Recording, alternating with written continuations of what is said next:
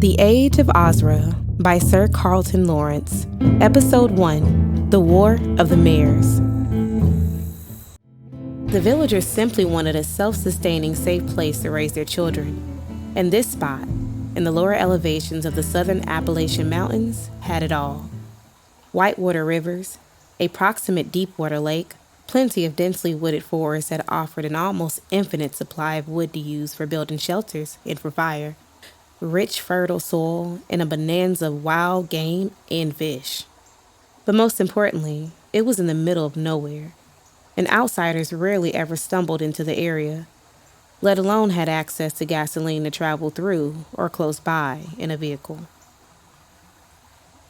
That's why Caleb's sighting was of significance and compelled him to tell the others about the vehicle he had seen as quickly as possible. But even in the darkest nights, God shines a light on that Carolina sky. In the immediate aftermath of the collapse, a self-proclaimed mayor of Atlanta rose to power and enriched himself and his team of enforcers by sending taxation squads door to door, initially extorting valuables, food, guns, ammunition, and other durable goods. If they stumbled upon a residence they liked, they would simply evict the rightful owners via a tax lien delivered at gunpoint. Caleb's family endured increasingly frequent visits themselves, and their supply of commodities quickly dwindled.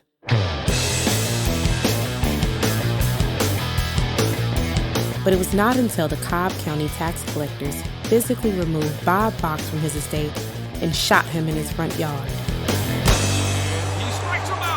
as a warning to others that even famous and well-liked celebrities were not untouchable or immune to the mayor's policies, that the family knew if they stayed, they died.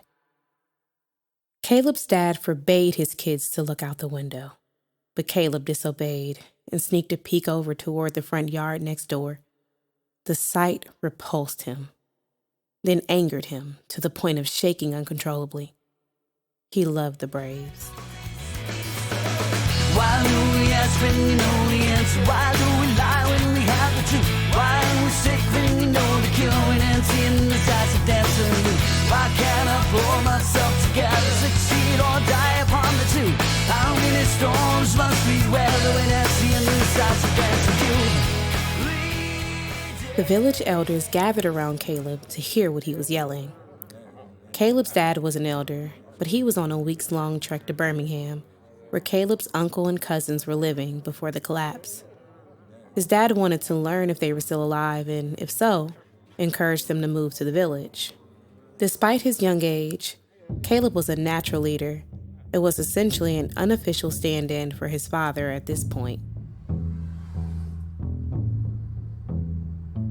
After Caleb's family escaped from Marietta, they drove north toward the mountains in the dead of the night, in the one car they had yet to lose to the tax collectors.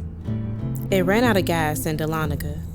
They then backpacked on foot, still heading north until they stumbled into an early encampment of the remnant, where they were welcomed with open arms.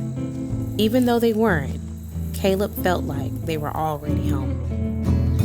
Looks like we made it past the point of no return. The remnant shared horrific stories and experiences of abuse at the hands of the mayor's enforcers. And there are plenty of stories about other mayors and tax collector squads from other metropolitan areas that ultimately came into conflict with one another. Bad situations continued to plummet into even worse situations, driving the remnant together for safety in numbers.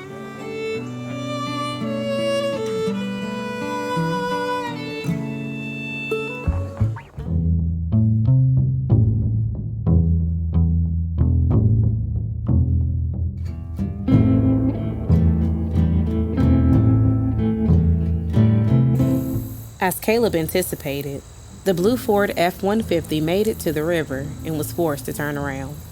And on its return leg, one of the occupants noticed an orange object just off the road and instructed the driver to stop so they can get a better look.